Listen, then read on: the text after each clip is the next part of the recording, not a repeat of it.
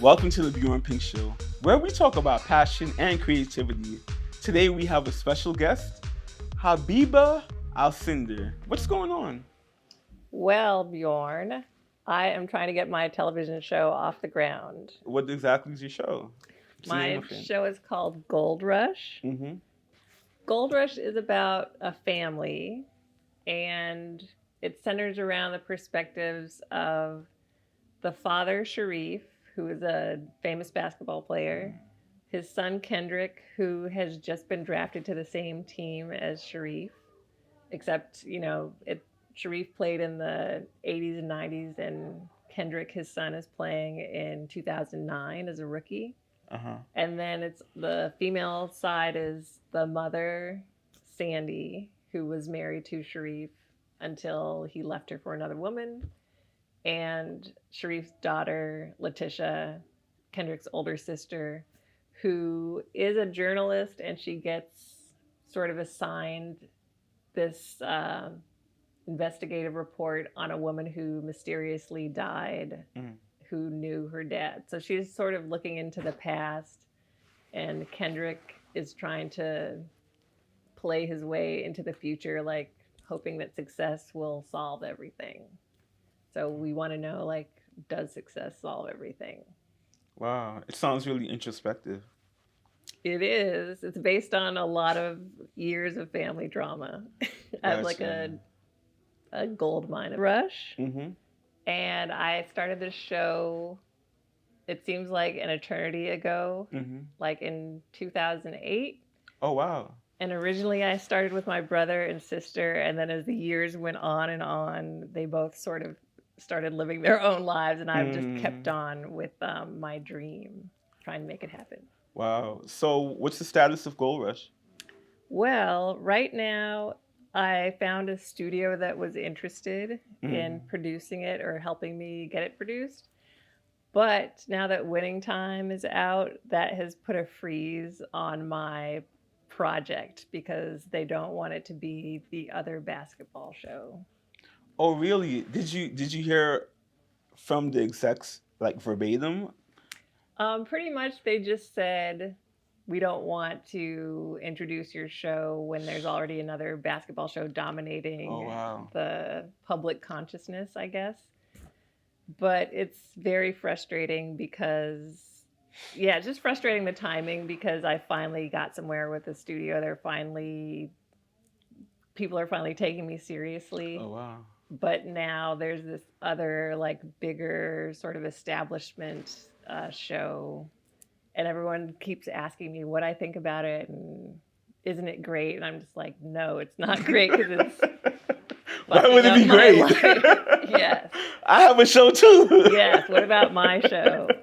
So they're like, well, so what do you think about it? And I watched the pilot just so that I'd have something to tell people. And I did watch, you told me I should watch the 5th episode, which I tried to get into it, and it's just not my kind of show. Like, honestly, it's not my kind of show. It's weird.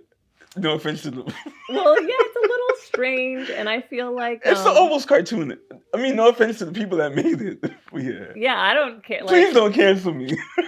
I don't care about the people who made it. Like, I do feel like they gave everyone these one-note characters, like the Smurfs or something. Like, my dad's, like, the serious one, and then Norm Nixon is, like, the vain one, and then Jerry West is the angry one. And Magic is just, like, sleeping with everybody. Yeah. Like, every waitress like and every... Smurf. Yeah. So, it's very, they gave them these very... linear characters. One-dimensional characters. Yeah, man. And I feel like they deserve more. I mean, we're talking now about Black stories, like Black voices, women's perspective on things. And that's why I feel like it's sort of selling my show short. Tongue twister. It's selling my show short to just call it a basketball show because it is very... I want to subvert the whole idea of, like, this male fantasy of power and money and strength and how sports represents all of that. But, like, what if you're a woman in that world? What happens then? Yeah, so for those of my viewers who haven't figured out who your daddy is, can you tell us? My dad is Kareem Abdul Jabbar, and I think that's a common issue I have because I'm so used to downplaying who my dad is that Mm. I guess a lot of people, I don't know, like maybe other people with parents who are famous, it seems like they open with that. And I'm sort of used to, like, a lot of people will know me for a long time before knowing who my dad is. So I'm not Oh, used to I saying got like you. I've had to try to force myself to be more, to advertise that more to get people's attention because I am trying to use my dad's fame to like get whatever foot in the door I can. It's called nepotism, honey. Yes, I have to use the few drops of nepotism that I have. Yo, if my daddy was Kareem Abdul Jabbar, I would probably try to get free Subway or something.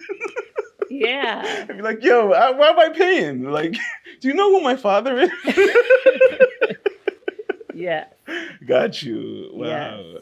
So, yeah, just because he was so far removed from me when I was growing up, from me and my family, I just really had to act like an anonymous, person with a regular dad because he Mm-mm. was never there to back me up. It was sort of like having a snuffleupagus father. Oh wow. Like, don't you know that I have this like magically tall father who plays basketball and he's famous, but like, where is he? He's just not there. So that's a lot of what I put into Gold Rush is this sort Mm. of irony of being close to fame, but still in the shadow. Like you're not in the spotlight Mm. unless you're invited into the spotlight. In some senses, you're like fame adjacent. Yes, that's a good way Yeah. to put it. Like in some ways, you strike me as a very reticent. Well, you like that SAT word? And reserved person, but at the same time, in order to enter this new world of like Hollywood, you do need some kind of card or something to play. Yes. Yeah. And it's funny because I think I get that from my dad. Like I think we all inherited his sort of I don't know, people call him mysterious or enigmatic, but he's really just very quiet. He's very Hmm. internal, I guess. Like likes to read books. Like I think they got that part right on Winning Time. Like he Yeah. was always just reading the paper, Yeah. just Up in the reading his, mountains. yeah, Yeah. reading a book, reading Yeah. the Quran, whatever, like listening to his jazz music. Mm. And but if you want to be a player in Hollywood, you have to be a lot more extroverted. So that's been a challenge, but I do have a little of the extroversion from my mom, so I'm trying to use that too. But in what ways do you have to be extroverted? Oh, I mean, just the fact that I didn't say like, "Hey, I want to talk about my dad, Kareem Abdul Jabbar. He's a world famous basketball Yeah. player." Like I'm just not used to going around announcing that, but I need to do Upon it. first meeting people. Yeah, I mean, I don't think I think that's sort of an exaggeration. Like I wouldn't just walk into a room. Nah, I can't see you doing that. Yeah, but still, like at my job, at my day job where I work now, no one knows who my dad is. Oh wow. I think one man figured it out because I was trying to find a space. I was trying to help you find a location to have this interview. Okay. And I wasn't expecting him to look me up. Like he's like, "Oh yeah, I looked at your project. It looks very interesting." And I'm like, "Oh okay. Well, you didn't have to go that far. Like I just wanted to know if I could film in the office." But, He Googled you. yeah, That's I really kinda was weird. not expecting that. I'm like, yeah. I'm not creepy. I'm just gonna Google. Yeah, I'm like Yeah. that's not relevant. Just to, Googling like, people. Who does that? yeah, it's not like I'm filming a porn or something. Like I just want to use the office to film an interview. I'm gonna film something that's gonna get me fired. Yeah, in like a place called. I shouldn't even say what the. Yeah, I don't want to get them. please You have people sue me. I Yeah, ain't got they're no like, money. well, we want to. It would have to be Yeah. very wholesome, and I'm like, well, I don't know. Everyone has a different opinion of what wholesome means. Yeah. Yeah. But it will be legal. Yes. I think this let's hope. interview is legal. I think so. Yeah, I think so. At some point after your childhood in DC, you went to LA. But your father's fame is either just hitting. I mean, he was already famous, but like the ascension of like him being on the Lakers and becoming a part of the Showtime, like what was that like? he's almost like an absentee father. How did you wrestle with his fame reaching like a meteoric level, but also not having him in your life? Like, how did that public persona mesh with the private persona?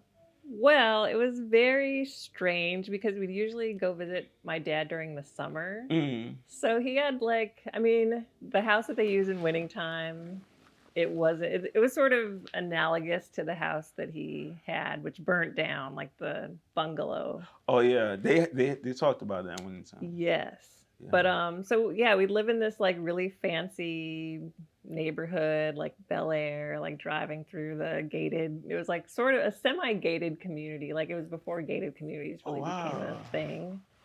But there was like a gate and a swimming pool, tennis court. You had a tennis court? Yes, which he used as Ah. like a basketball court. But yeah, and it was I just don't think many people have a tennis court growing up. oh yeah. Well, in LA, I think it's a little more common in It's LA. more normal. Yeah, definitely not in New York. You wouldn't have a tennis court. Yeah, we had like a place where you just shot jump shots. Okay, The well, whole hood used it. We okay. have no tennis court. Yes. Well, yeah, it's a different world. You had your own tennis court.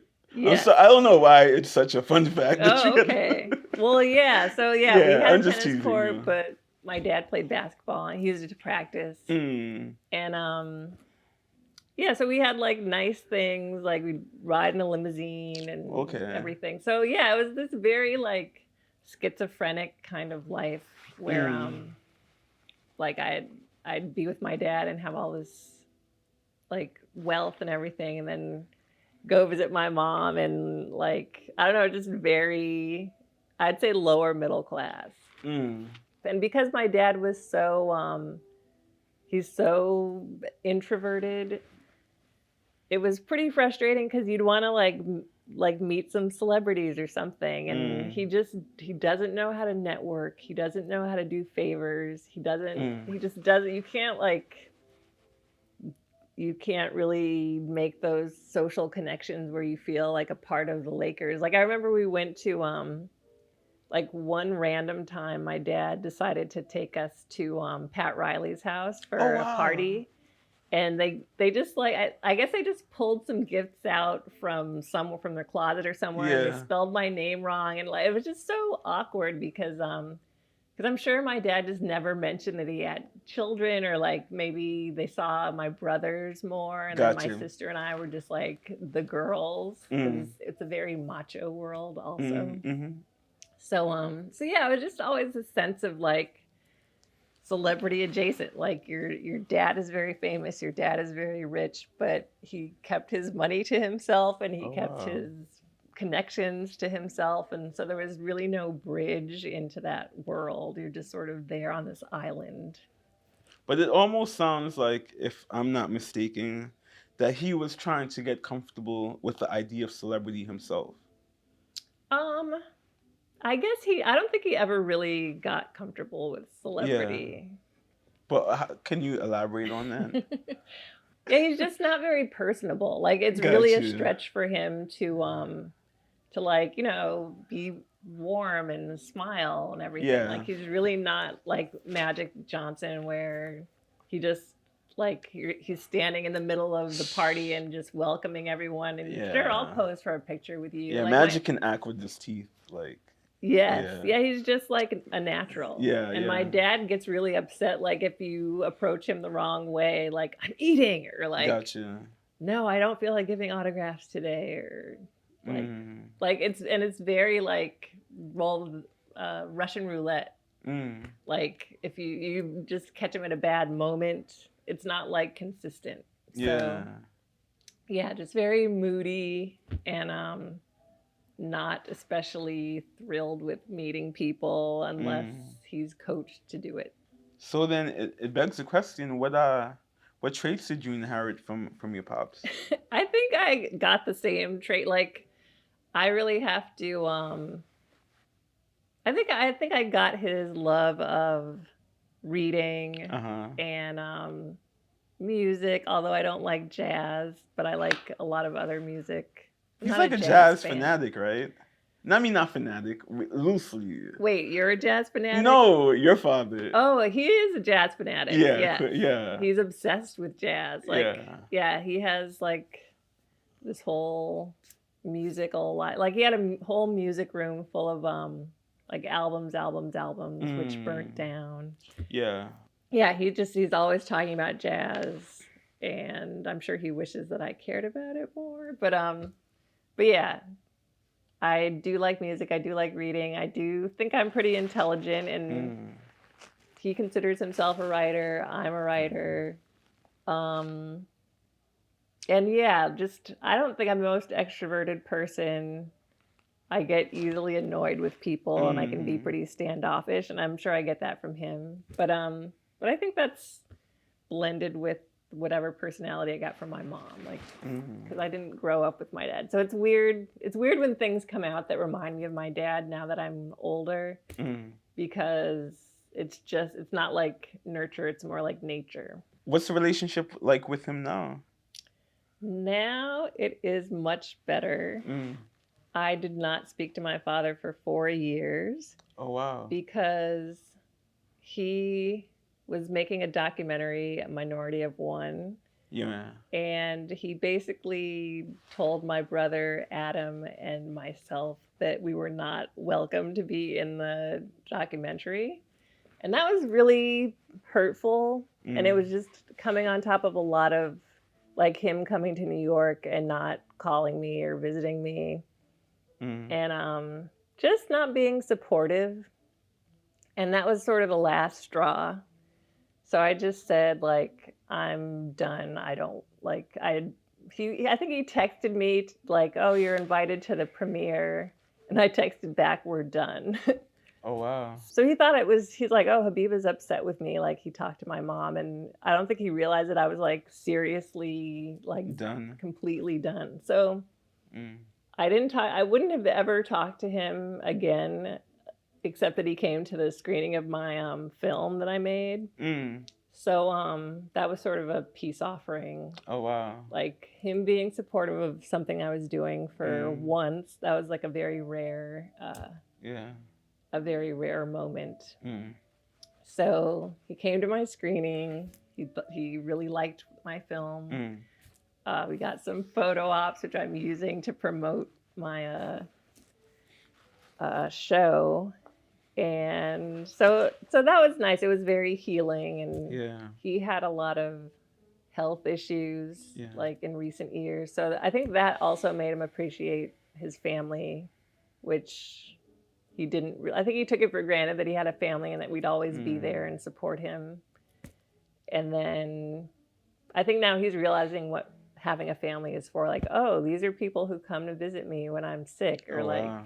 family is what you have when you're old and like you want to see your grandchildren. Like I don't think these things occur to him like they do most people. Like most people want to have children and they care for them and they want to invest a lot of time so that their kids can grow up. And my dad just sort of like, well, you have children and then they grow up but they do things and you just sit back and watch them grow. Like you don't have to do anything Mm, to make that happen. So mm. so yeah, a lot of things like simple human emotions or beliefs, they just aren't natural to my dad. Is there a part of you that could ever forgive and forget your father, like his for what he's done? I sort of started seeing the bigger picture, like, and that also gets back to what I'm exploring in this show. Like my dad was raised as an only child, and then he became this like superstar pretty much right out of high school. Mm, So he never really had that moment where like, you're told no, or like you have to share, yeah. or like I don't know, just the adversity that most people have. Like Yeah.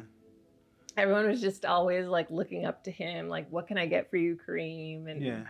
And like when he had kids, he was just like, well, they're not doing anything for me, and like they're crying, they're like angry at me, and like I don't understand that. So like the fact that everyone was always just like, yes, yes, yes, yes, yes, what can I do for you? Mm, Like even if he treat them badly, even if he would not reciprocate or anything. They were just like, oh, well, what else can I do for you? So he just didn't understand like someone who is not like, children aren't there to do things for you. Yeah. They're there for you to like help them grow. Well, yeah, that's kind of the way it works. Like, yeah, Yes. Yeah, he the, just didn't really get that.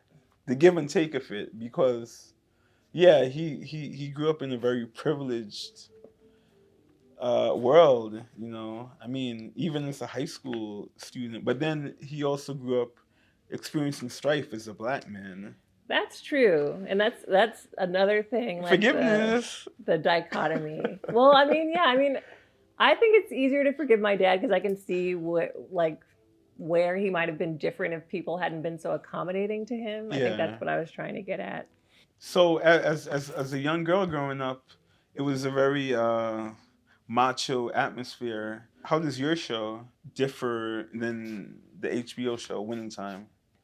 The question the show asks that I want the audience to ask themselves is like what do we value and how are we valued? Mm. Because the NBA is such a commercial world. It's all about like how much you're worth and Yeah. what's your contract, like what's your salary. And women are magnetized to that, looking for money, looking for like, a husband, a boyfriend who's just gonna give them the good life. Yeah. So that whole dynamic breeds a lot of drama, and I wanted to capture that. Mm. But it's not just the drama that is shown by shows like Ballers, where the women are just sort of there and they're available and beautiful and they're all in a hot tub and you can just like pick anyone you want and bring them home with you. So I just feel like there's a space to talk about like who these women are, what they want, like where these men are coming from, and what it's like to try to live or to have happiness and success in this hyper commercial world. And what does that mean? Does it just mean having money and nice things, or does it mean having relationships with people that are valuable? It's very female centered. Yes, and Yeah. I really get frustrated and bored with shows like Winning Time that just like you're just watching these women dance and watching them like throw themselves at these men, and Magic Johnson's so sexy. So yeah, I don't know. I just like to see something that shows a little more of like the female perspective of that. Hmm. You probably won't be watching any more Winning Time. I'm going to have to watch it because due to the fact that my show has become the other basketball show, I have to make the case that it's not the other basketball show and that it has like deeper levels. The characters I'm exploring have more layers because my dad's a very layered person, and I like for him to have a little more, or not him, but his fictitious counterpart to have a little more depth than they've given my dad on the Winning Time show. Like I've come to see him as having reasons for the way he is. So I'd like to expand on that in a dramatic way.